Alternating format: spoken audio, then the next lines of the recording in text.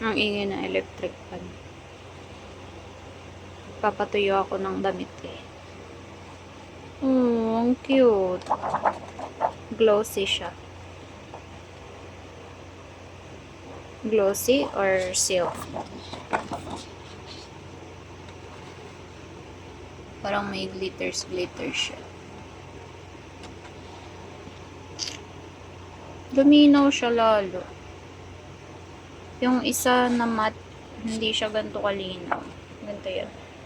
Compare natin. Ito or ito. Oh. Itong isa, dito ako. Ayoko to. Masyadong matte. Ito ang gusto ko.